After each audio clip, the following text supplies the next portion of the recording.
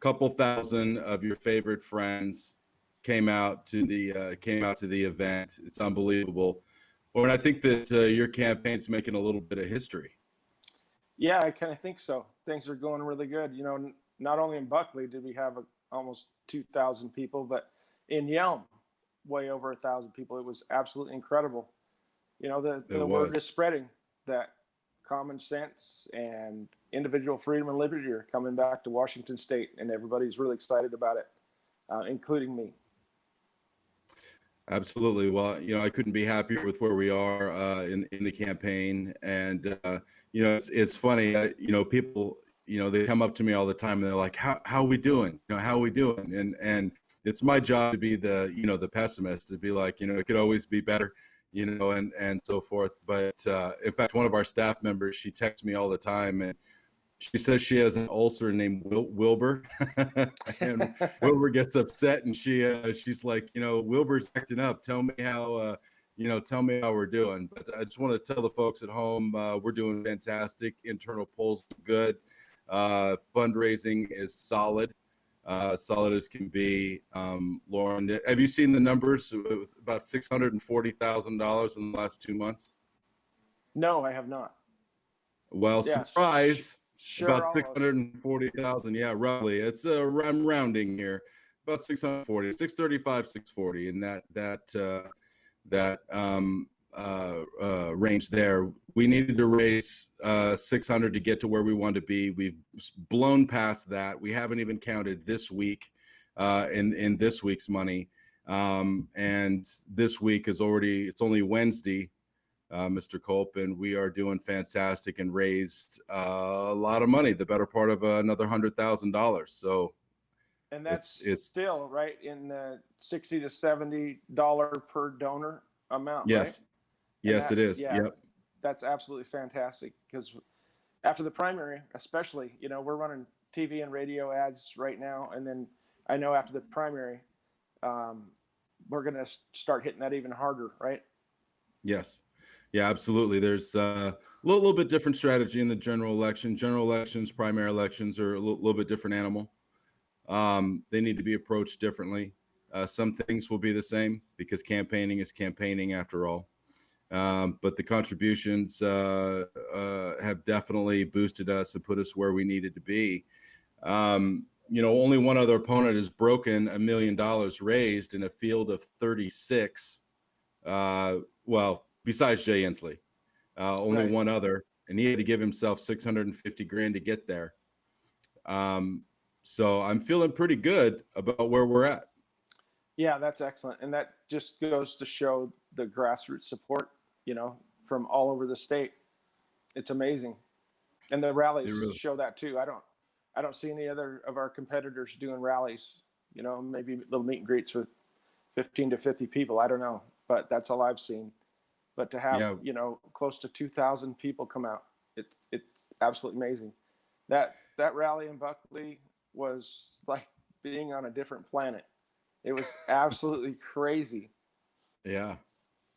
Well, and I think your live video from that event, where you had a little bit of a message from you and a few of your friends, for Mr. Inslee, I thought that was fantastic, and the optics of that were amazing. To see all those cell phone lights. You know, back in our day, we're a little bit older, right? It used to be lighters, but now nobody can smoke, you know, so now everybody's got cell phones, right? And well, so back in my day, it was before they had the big lighters. You know, back in my day, it was the candle. Everybody would light a candle, and it was torches, pitchforks and torches. That's funny. Yeah, no, it was absolutely amazing. And yeah, we got going a little bit late. I think it was a little after dark when I got on the stage. It would have shown up even more, because not everybody had a light on their phone. But when I turned the camera around, you could see back through the audience a lot better. Yeah, the lights were pretty bright on the stage. But yeah, absolutely amazing to see all that support and people right up to the stage screaming and hollering. It was, you know, I set that up ahead of time. You know, after I got done with most of my speech, I was like, okay, does everybody want to send a message to Jay Inslee? And they're like, yeah, it took me a little bit to get everybody quieted down because they were having such a good time, but it worked out. And if anybody wants to see that video is on our Facebook page, Culp for Governor. Check that out. It's only, I don't know, a couple minutes long, but it is epic. Loved it. I think it's a minute and 30 seconds long, so it's well worth a minute and 30 seconds of your life. It was great. It was really great. Speaking of live, you went live earlier today and had a few things to talk about. This kind of dovetails into the other subject we're going to talk about, how Jay Inslee doubles down. So Jay Inslee yesterday, Loren, King Inslee comes out with a new edict from the throne saying that he's pausing all progress in Washington. What say you about that? Right. Yeah, I did that live a little earlier today, I don't know, a few hours ago, and talked about that. And I had no doubt that was coming. You know, I talked about this a month or two ago, that it would most likely, he would shut things down again. You know, and I expect that he will probably even do more in the coming weeks or months.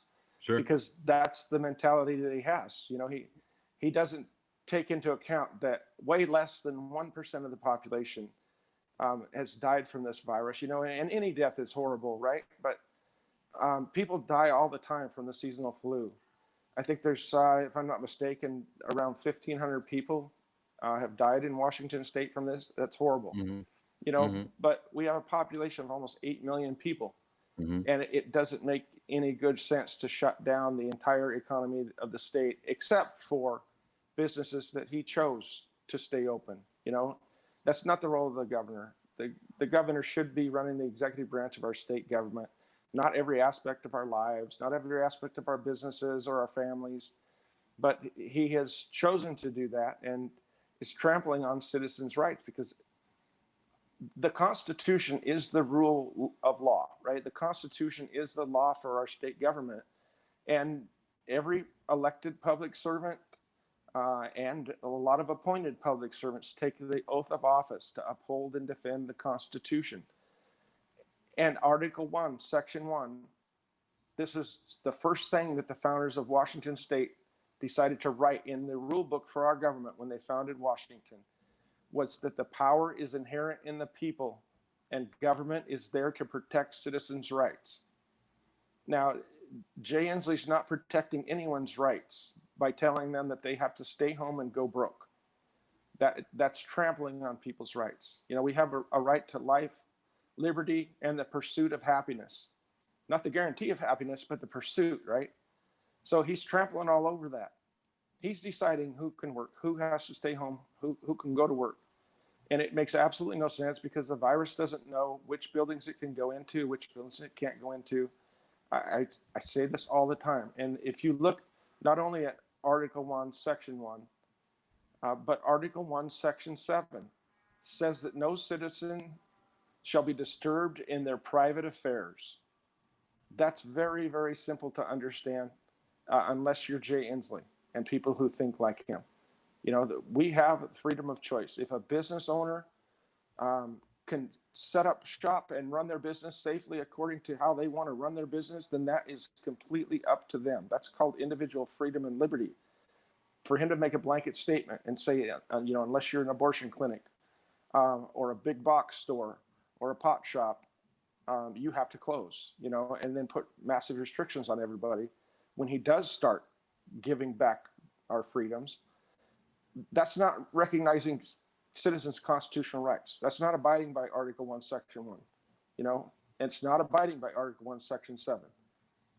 And there's nothing in our rights that say that they can be taken away because of an emergency, because of a virus, because of a war. But if you look back through history, Democrats are good at doing that. In World War II, a Democrat president put 120,000 Japanese Americans in internment camps for our safety because of World War II.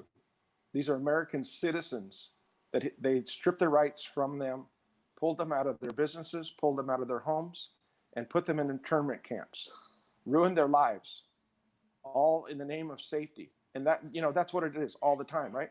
It's all about our safety or the children.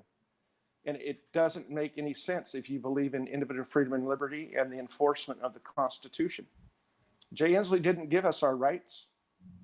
The government didn't give us our rights. We get our rights from our Creator. And government is there to protect citizens' rights. It says that in the Declaration of Independence. It says that in Article 1, Section 1 of the Washington State Constitution. Do you think that there is a political calculation here with him doubling down? And the reason that I ask this question is that he's running out of excuses, right? Because you can only point to the science, the fourth grade graph says, the science says, only so long until the science doesn't make sense anymore. People start to look around and say, I don't see any science around here. You know, all I see is government overreach. So do you think that there is any political calculation here? Do you think that maybe he's overconfident in where he is in this race? There's King 5 poll, new one came out today because, you know, they have to continue to give us updates on how great King Inslee is. King 5 News says that Inslee's up big over any Republican, over 60% in head-to-head matchup in November.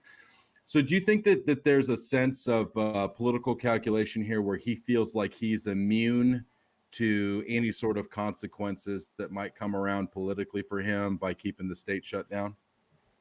Well, sure. I mean, he doesn't want the job to begin with, right? When this virus first started, he said it.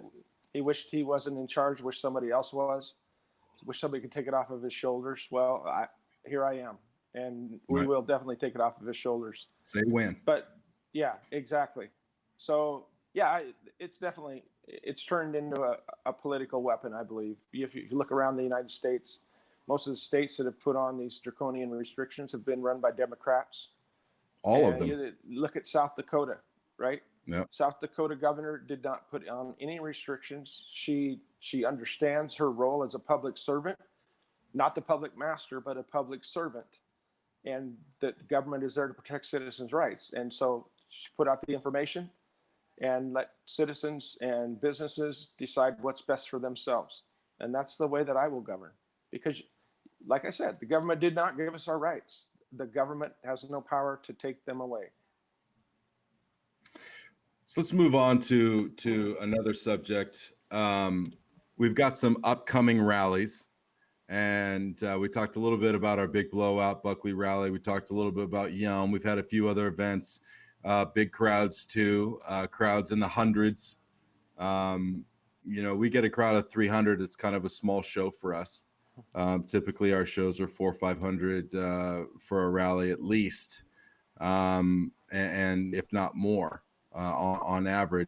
So the crowds are growing, and we've got several upcoming shows that I'd like to talk a little bit about. But before I do that, ladies and gentlemen, I need to tell everybody who this week's swag winner is. And Culp Ambassador swag winner is Debbie Johnson. So Debbie Johnson, if you're watching, a volunteer is going to get in touch with you, and we need your shirt size and all the other information from you to get you hooked up. So thank you all very much for staying engaged. Continue, because we are going to win this on August 4th. And we're going to continue our show, our VMGs. We're going to continue with all the same programs we have going on. So continue to be engaged. And we've got a lot of great stuff coming up for you.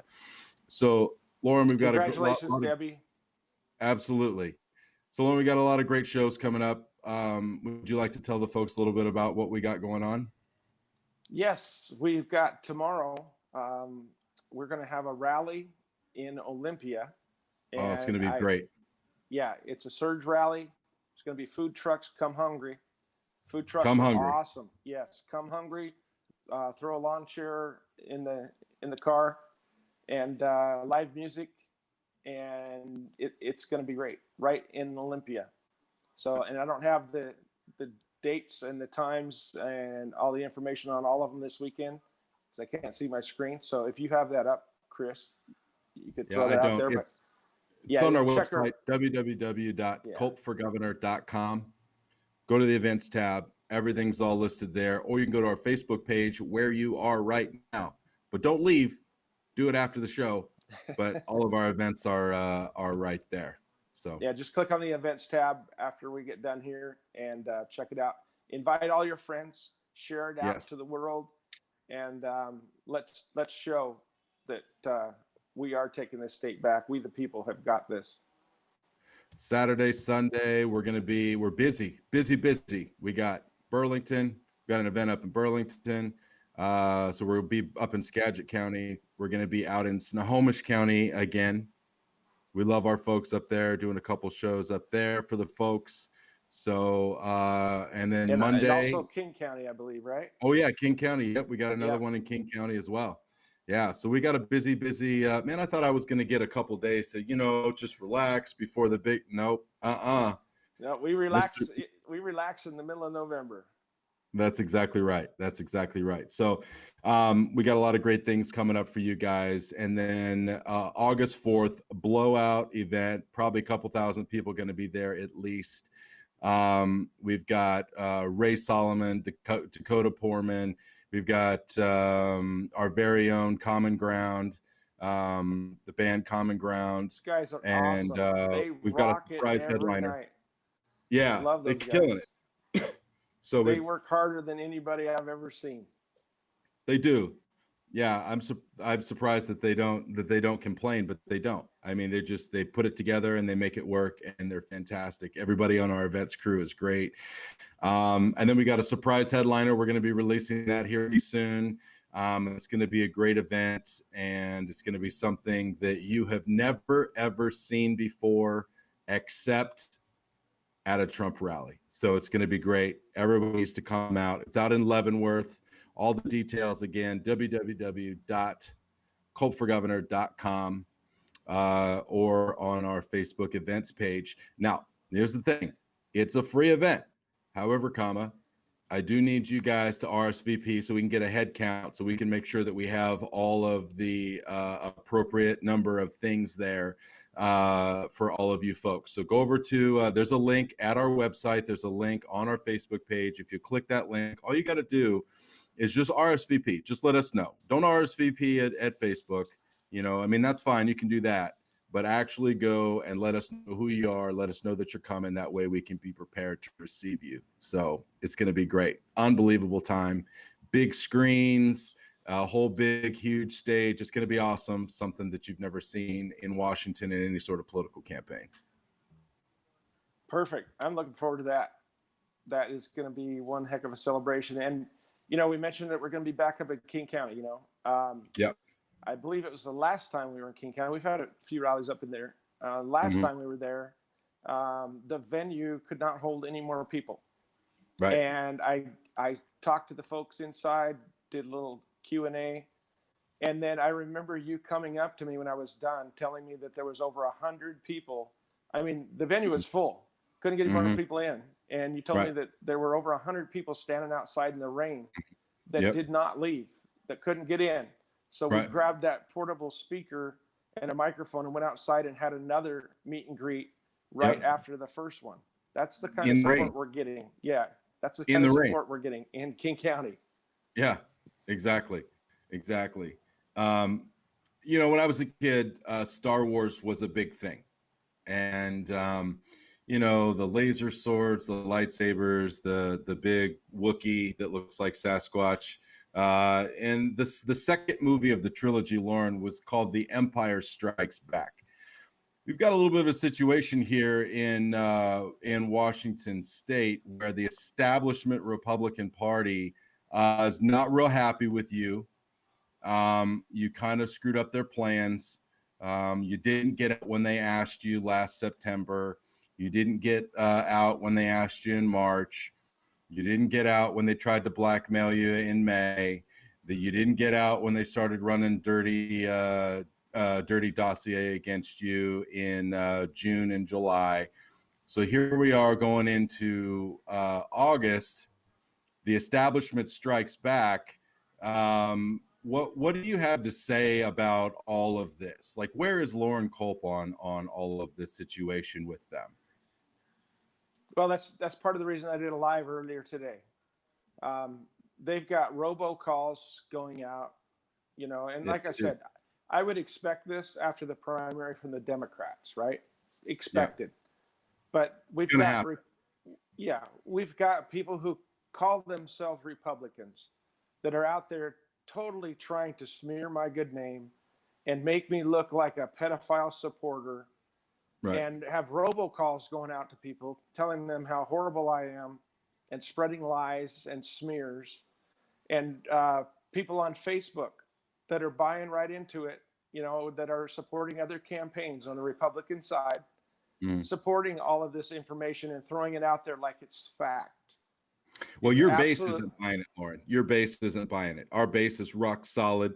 This hasn't done anything to our base except make them angry and make them more energized.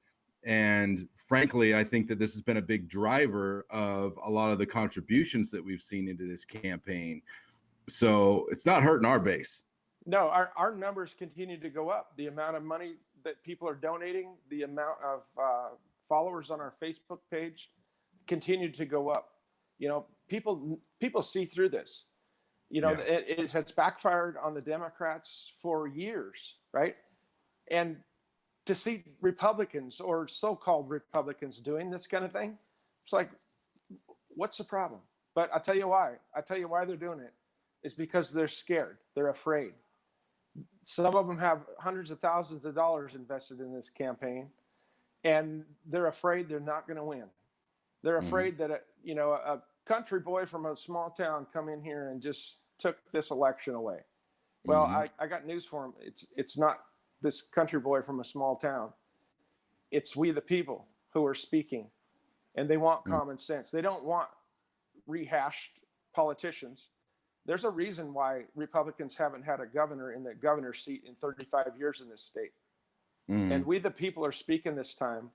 And the establishment, it's going to have to wake up and realize that we the people pick who we want, not the establishment, not the media, but we the people are speaking, and we the people are sick and tired of lukewarm politicians, half Democrat, half Republican, half liberal, half conservative. And it's about time that they realize that. They're going to either realize it the easy way or the hard way, but that's why they're attacking. They're afraid. I'm not owned by anybody, right? I'm not owned by anybody. I'm running for we the people. There's one special interest group that I'm going to represent in Olympia, and that's the special interest group of we the people. And they've crossed a lot of lines, right? And, like the robocalls, for instance, those are illegal, and I'll tell you why, because they don't have a disclaimer at the end. This call paid for ABC, Political Action Committee, or, this call paid for by, Jim Bob for governor. It's got to have it on there. You have to have your disclaimer. Nobody has reported it as an independent expenditure. So this is just straight nasty hit piece. It's disappointing. I mean, they've crossed a lot of lines. I know they've crossed a lot of lines with you, crossed some lines with me too. I mean, these people came after my kids, called my daughters, trying to dig up dirt on me, called my ex-wife, trying to dig up dirt on me, called different associates, different people that I worked with, tried to find evidence that I was fired from the Trump campaign, which is not true. Tried to find evidence. In fact, one of our opponents, claims that allegedly I had a sexual assault thing. I mean, come on, how can you make an allegation like that with absolutely no evidence?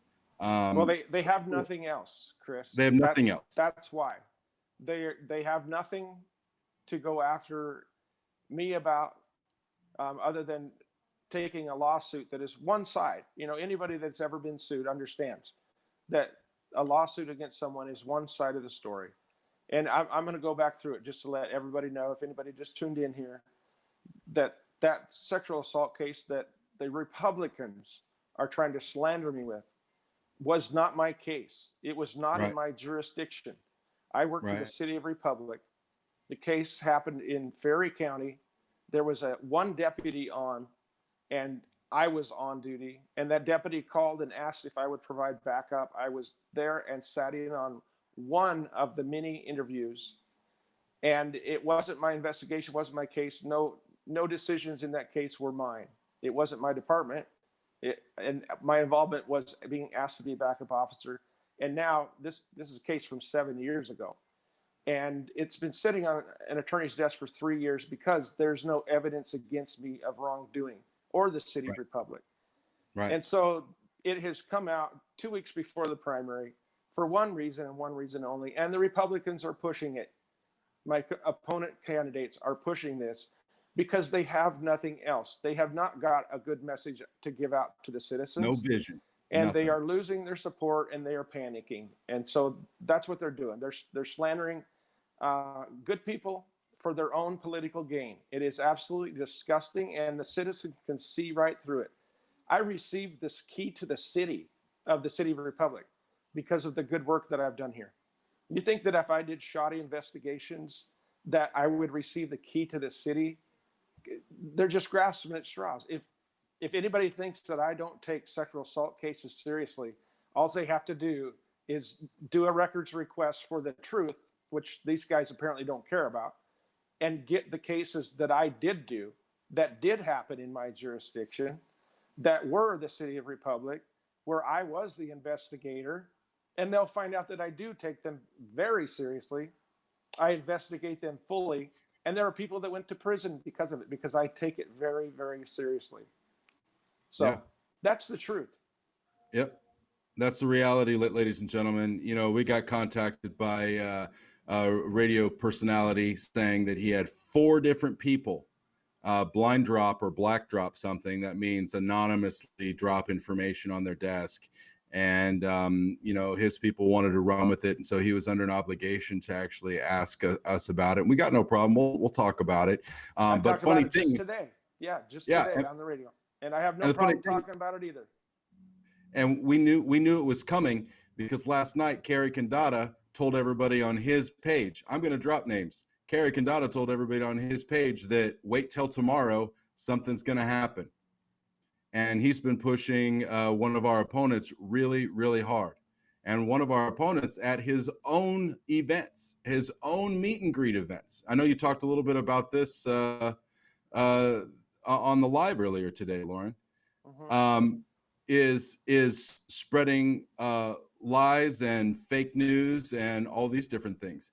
I mean, the amount of corruption, Loren, that is coming out and is being revealed through your campaign and through the people is really should be troubling for the folks at home. And there needs to be, somebody needs to clean house over there at the Washington State Republican Party, because when you have sitting executive board members, when you have other candidates running on the Republican ticket, you have sitting county chairmen throughout the state bad-mouthing. One of them called you an asshole publicly on his own page. Like, that's all they got. Yeah, I mean, well, when you have this type of stuff, this type of rhetoric out of your own party, nobody needs to wonder why we've lost for 35 years. You know, it's why I say that, you know, the party needs to really wake up and take a look in the mirror as to who they are, because at the end of the day, we haven't gone out bad mouthing people. You know, we didn't drop all of one of our opponents' liens that he has. We didn't drop that into the media, right? We didn't black drop any of that stuff. We didn't take our dirty dossier, because at the end of the day, if we don't win, Loren, ultimately our goal is to get Inslee out of office, right? Mm-hmm. So why would we want to cripple any of our opponents? Well, we don't. That's not who we don't. Am. We have no intention to. We run on what I believe in and what most Washington citizens believe in, which is individual freedom and liberty, and getting the government off our back and out of our pocketbook. It's a very simple message, you know, that's it in a nutshell. But yeah, apparently they're running a scorched earth campaign. So if they're not the one, then nobody's going to be the one. So, but that's them. We're going to continue on with our positive message and meeting and greeting the folks everywhere that we go. and talk about how great Washington State's going to be when it's returned to we the people and our government gets back within the confines of the Constitution, where it belongs. Absolutely. So, Loren, I've got to take a look. I've got to pull Facebook up because my phone is actually over by the window, so I can get a signal where I am. Okay. If you'll forgive me for just a moment, I've got to take a look because we're going to jump into our Q&A session, ladies and gentlemen. We're going to get back to that tonight. This is the last VMG until the election. You realize that? I just realized that. Yes, it is. Wow. Yeah, the election's Tuesday. I'm assuming we're going to have we are going to have another VMG on Wednesday because we're going to be continuing our celebration. And did you know, Chris, that Tuesday is election, right? I know you know that. But then when we wake up Wednesday morning, it will be Barb and my 43rd wedding anniversary, August 5th. I did not know that. Well, congratulations. That's fantastic. Yep. Well, yeah. Applause at home for the Colts. Golf claps. Go, yeah. 43 years. That's a long time. Yes, it is. I don't know how she's put up with me for so long. I've known you for a year, and I'm wondering the same thing. No, it's fine. I mean, you know, I'm always amazed. My grandparents were married for 55 years before they passed. They passed very, very soon, you know, between time. And I was always amazed at how their relationship was, you know, and they loved each other very much. And you don't see a whole lot of that anymore. There's been a war on the nuclear family. Right. You know what I mean? And which is just unfortunate. And hopefully we can get back to fixing the family and some values. So let me see here. I am trying to find our questions here. Let's see here. All right, who's got questions? Let's see. A lot of comments.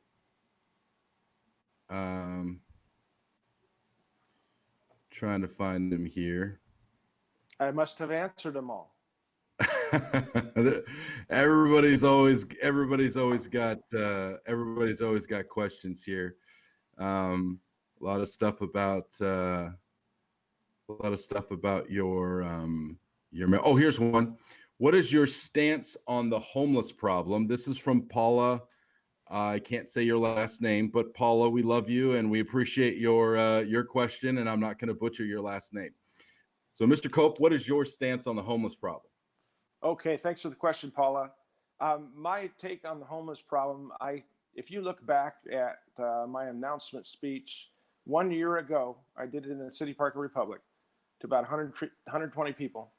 And I talked about this issue. This is the first issue that I talked about. It used to be all over the news. Now, you know, it's not so much. But the problem hasn't got any better. It's gotten worse. And my take on it is that it's not all about homes, right? It's an addiction and a mental health crisis. And I've dealt with this. I was a narcotics detective for about 3 years. I've dealt with people on the street, both in mental health problems and in addiction problems. And with the lax enforcement of the narcotics laws in this state in places that are run by Democrats, Democrat-run cities and counties, you can go to places like King County right now. You can have 7 or 8 grams of heroin on you, and the police will not arrest you because the prosecutors will not prosecute. They say that it's not compassionate to put an addict in jail. So when you have a situation like that, that attracts people from all over the country to come to places that allow that, where they want to continue using their heroin and not get hassled by the police, not have the risk of going to jail. And so that's why there's this huge influx of people from all across the country that move to places like that, and they set up camp. Crime goes up, rapes, burglaries, thefts, assaults, it all follows it. So where I worked when I was a narcotics detective here in Republic and Ferry County, where I did some cases, worked for the North Central Washington Narcotics Task Force, that we had a zero tolerance policy. If you had residue of heroin in a baggie, you got arrested, you went to jail, you saw the judge, and the judge would give you a choice. You can go to prison or you can go to treatment. And we've had so many people that chose treatment. You know, who wants to go to prison? But they get their head clear. They get off the drugs. They get out and start getting their life together. And they've come back and given me a hug and thanked me for saving their life, because they couldn't quit on their own. You know, you don't just wake up one day and say, hey, I'm not going to do heroin anymore. It doesn't work like that. It's a very strong narcotic. So I had people thank me for saving their life, and not just a couple people, but a lot of people. You know, they come back, they get their kids back, they get a job, and lead a productive life. And that's what it takes. It takes that tough love. It takes that boot in the butt to get that problem taken care of. When you enable bad behavior, you know, when you say it's okay to do things that are, it's bad, you know, something like heroin, you not only attract people from all over the country that use heroin and meth, but you attract the dealers as well. And that brings a cartel with it. That brings crime. So if you can have 7 or 8 grams of heroin on you in Seattle, well, guess what? The dealers, although they're criminals, they're not stupid. So they'll walk around with 7 or 8 grams of heroin on them and deal that poison out to the people around that use it, and then go back and get 7 or 8 grams again and go out and deal that again. And they don't have to worry about being hassled by the police. So that's the big draw for people coming here that want to use drugs, because of our lax narcotics policies. So that's not helping anyone. That's just enabling. So the other part of that is, you know, my Republican competitor, Jay Inslee, had agreed that we needed to spend millions and millions of taxpayer dollars and build homes for all these people living on the street. Well, if we built a home for everyone living on the street, and tomorrow we wake up and there's nobody else that doesn't have a home, that's going to do several things. People are going to be dying in those homes from overdoses. They're going to turn into the next slums. And that, in turn, same with the drug policies, is going to attract people from all over the country who are going to come to Washington State with their hand up and say, hey, I don't have a home. Build me one too. It will be a perpetual building program that will cost taxpayers billions of dollars. We need to focus on the core issue, not just throw Band-Aids on broken legs, right? We need to not treat the symptoms. We need to treat the disease itself. So that's my take on this homeless crisis. And we could get into the mental health aspect of that as well. The state has completely blown that. But we should probably get on to another question. I've answered that one before too as well. All right, so we're going to kind of go through a speed round here, okay? Pro-life versus pro-choice. There's rumors being spread that you used to be pro-choice and that you're a flip-flopper, and that now you're pro-life. So pro-life, pro-choice. Where are we on? I am pro-life. I have always been pro-life. I've never flopped or flipped on any of that. I have always been pro-life. Nobody can bring up anything or show anything where I have written anything or talked to anyone about that being different. Pro-life all the way. Trump, did you vote for him in 2016? Yes, I did. And I even wrote, you know, I've seen that. I've seen that I don't. Did you vote for him in 2020 also? I've seen that I don't support President Trump, right? Which is dumb because we have his flags at our rally. Yeah, I voted for President Trump, and I also wrote about him in my book, American Cop. In 2018, I wrote that book. Yeah, you did. I have a chapter in there, and I talked about President Trump as well. So these are just more of the smear tactics that my Republican opponents and their supporters are trying to throw out there. Absolutely ridiculous. Taxes. We're going to raise them or lower them. How do you feel about the state tax, or the state income tax, rather? No state income tax when I'm governor. Taxes need to be lowered in this state. We were paying, the state was spending about $30 billion right before Jay Inslee took office. It's almost doubled under Jay Inslee's leadership.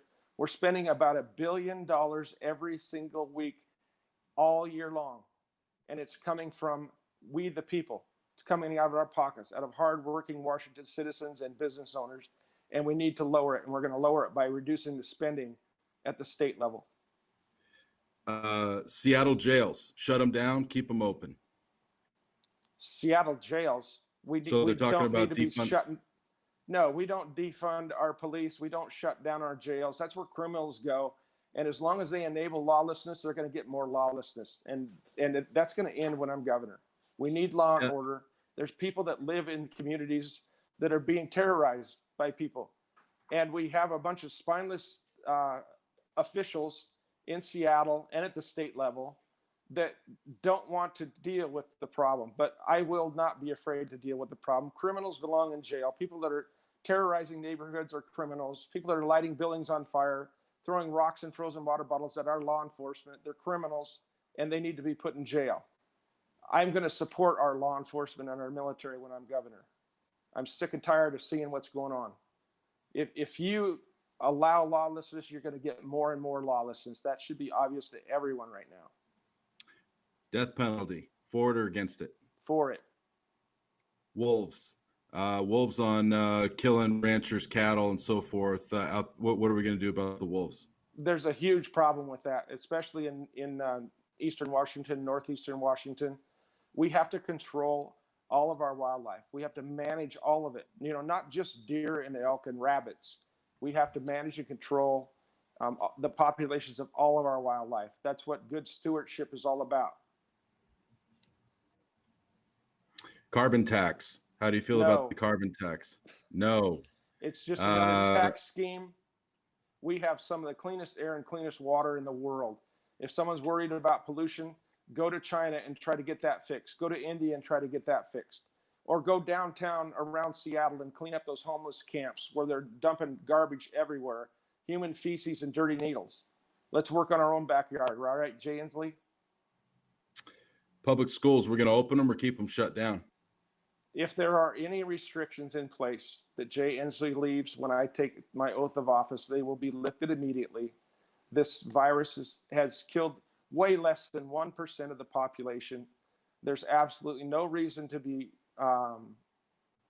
violating citizens' rights, no matter what, whether it's a world war or whether it's a virus. Our rights do not come with a disclaimer that they're enforced only if there's not a virus or a war.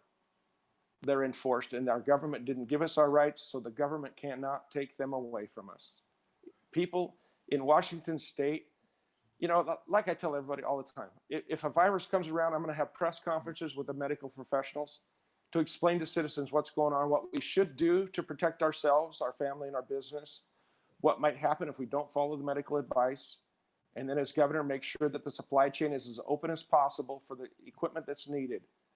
And then let free individual citizens decide what's best for themselves, their family, and their business. If a business owner wants to require people to wear masks, then that's that business owner's business. If customers don't want to go in there and wear a mask, then they can go someplace else. And it works both directions. Free individual citizens make decisions for themselves. You know, and I've been asked, well, I don't trust my fellow citizens to keep me safe. And my response to them is, okay, so why do you go flying down the freeway at 60 or 70 miles per hour or a state highway at 60 miles an hour with nothing but a 5-inch strip of paint between you and a car going the other direction if you don't trust your fellow citizens? So that argument really doesn't hold much water. So you're going to reopen the schools? If there's any restrictions when I take office and take the oath, every restriction that Jay Inslee put on will be lifted, and freedom and liberty will return to the citizens of Washington State. Forest management, what do you feel about it? We need to manage our forest lands like we used to. You know, Jay Inslee says that we have catastrophic wildfires now because of global climate change. Well, there are only a couple ways that forest fires start, right? They're either caused by lightning or they're caused by man. 2 ways, right? So the problem is why these fires have been so catastrophic here in the last 10, 15 years is because we're not managing our forest lands like we used to. We used to thin them. We used to log them and replant them. And then you add to the fact that the federal government and the state government since the early 90s have been going and blocking off the roads. First, they dug ditches at the front of the roads so the public didn't have access to it. Then they put up metal gates, and in some cases, they brought in heavy equipment and completely taken the road out. And so when a fire when a fire does start, firefighters don't have access to get back in there and fight it. So with all the fuel, because we're not managing our forest lands like we used to, there's a ton of fuel. And when a fire does start, either caused by man or by lightning, then the fires get out of control because they burn fast and they burn hot. They kill wildlife, they kill livestock, they kill people, they burn homes and businesses. That's why we've had these catastrophic wildfires lately. We need to manage our forest lands like we used to, and that money goes to pay for schools. That's what it was really set up for. So we need to get back to managing our forest lands, and we won't have these big catastrophic wildfires. Because, think about it. When's the last time anybody heard of a catastrophic wildfire on timber company land? Very rare. Yeah, it's because they manage their forests, and we need to do the same and quit leaving all that fuel in there. Dead and dying and diseased trees.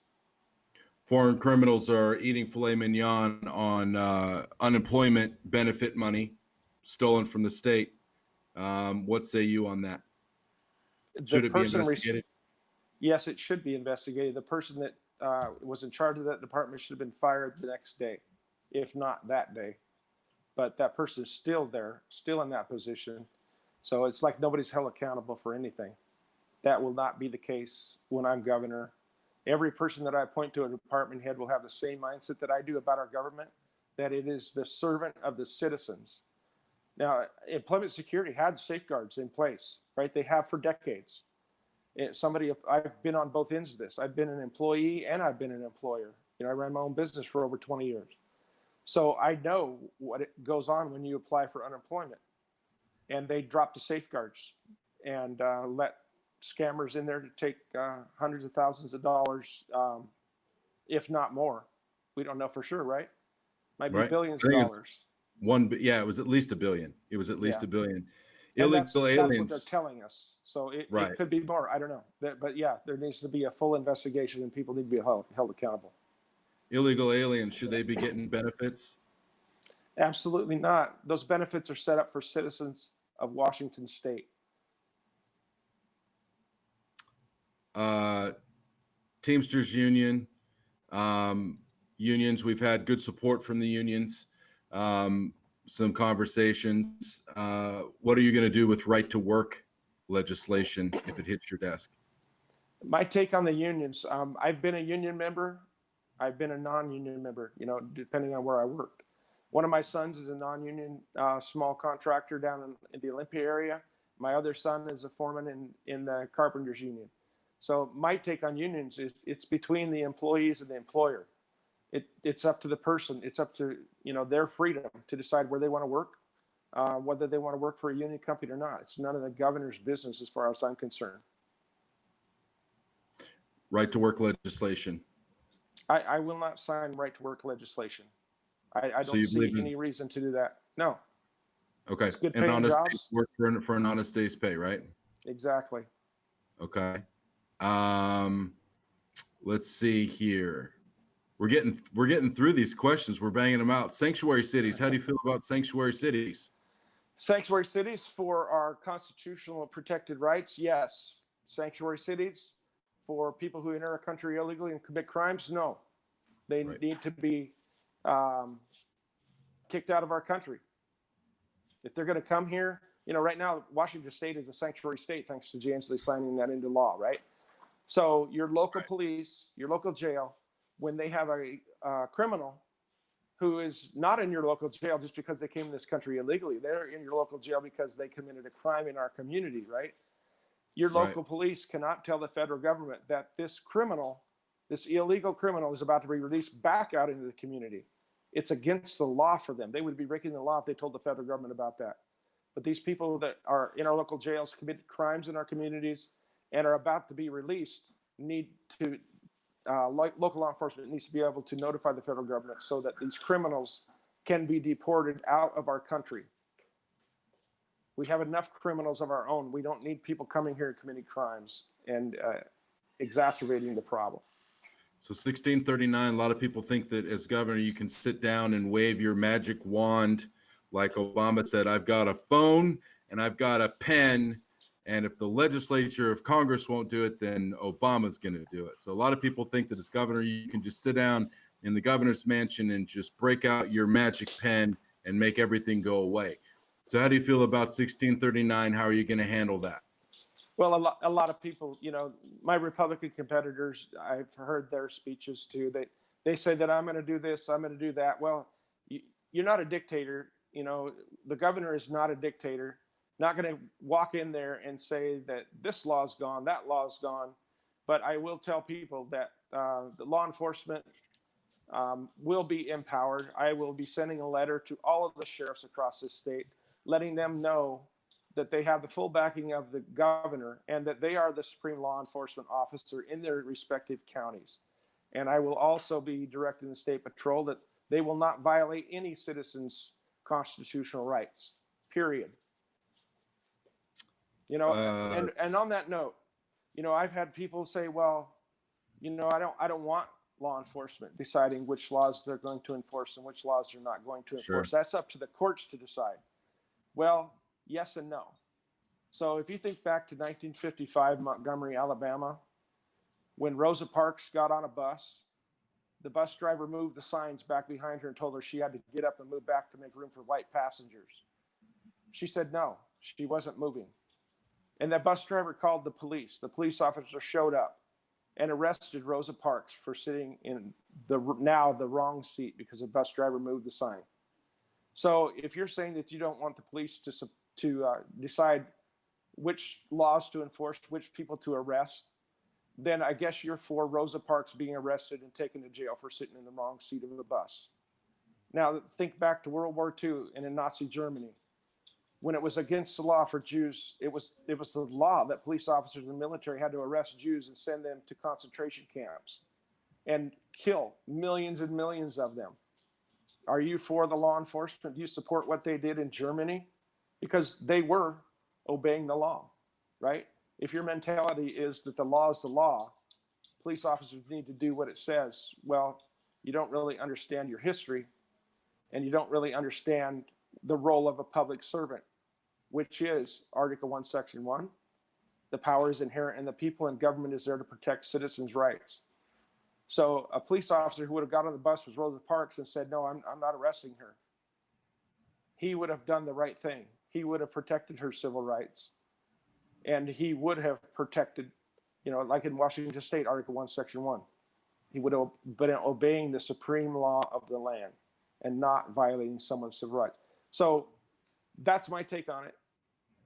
If you support the police doing whatever the law says, then you were for Jim Crow laws. You were for arresting Rosa Parks. I don't think anybody that I know is for that kind of thing.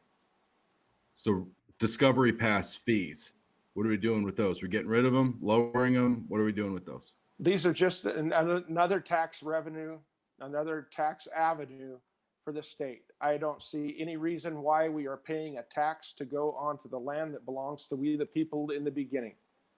So no, I would like to see those go. And I want to see the extra lanes that you have to pay for.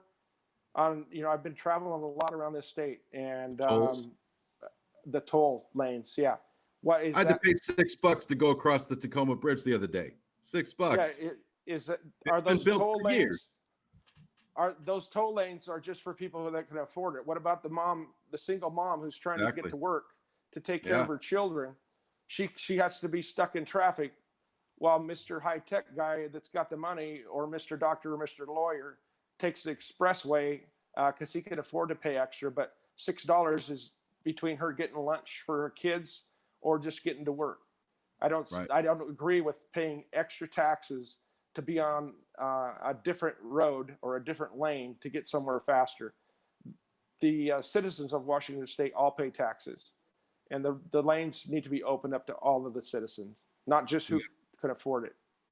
We've got 5 minutes, couple more questions. Small business taxes and regulation. You've talked in the past, day one, you're going to have a stack of regulations that you can get rid of, that does not need the legislature. So we don't need to relitigate that. But how do you feel about small business taxes and regulations? Because these small business guys are getting killed. Well, I was a small business owner for over 20 years, starting in 1988 I started that business from nothing. And I built it up over 20 years before I realized my childhood dream of becoming a police officer. I sold it to my youngest son, who still runs that business to this day. I've got other relatives. My brother is a small business owner as well. So I know that things have not gotten better since I got out of being a small business owner. And I know it was tough. This is not a business-friendly state. It's not a family-friendly state. But we need to get the government off of our backs, and we're going to start cutting regulations right off the bat. And I want taxes and fees down, way down. We're taking in double what we took in taxes for the state from when Jay Inslee took office till now. It's absolutely uncalled for. We need to cut spending, and every department head that I appoint will have that same mindset. 2 more. Trapping and hound hunting. How do you feel about it? You want to bring it back?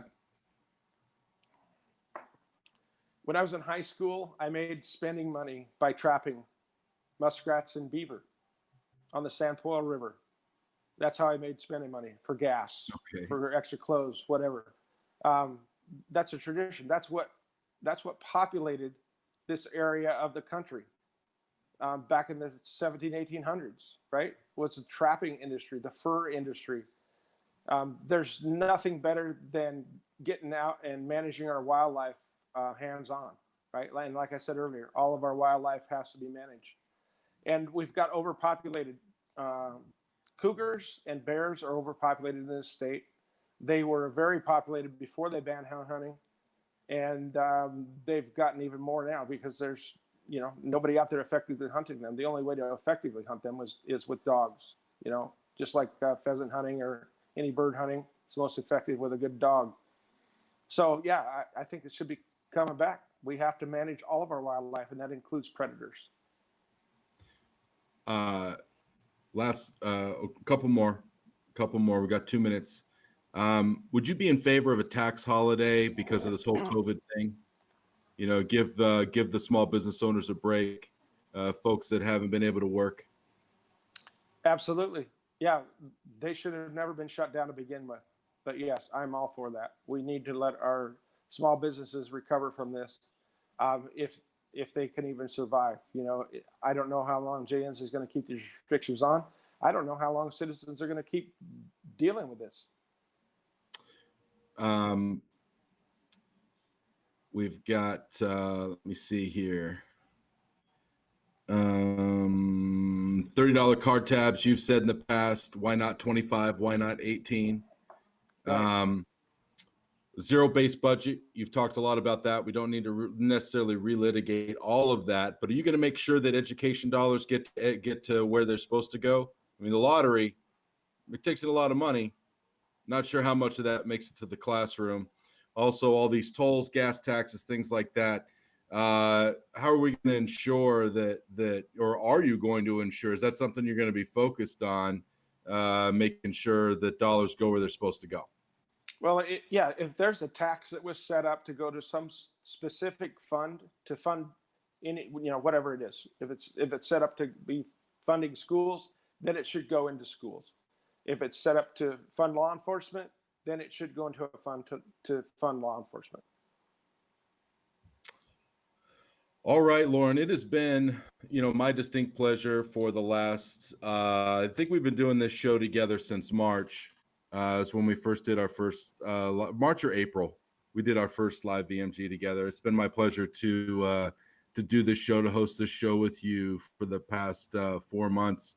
And the final question is from me. So after you are elected governor, would you be open to continuing doing these type of live VMG style things with the public? Absolutely.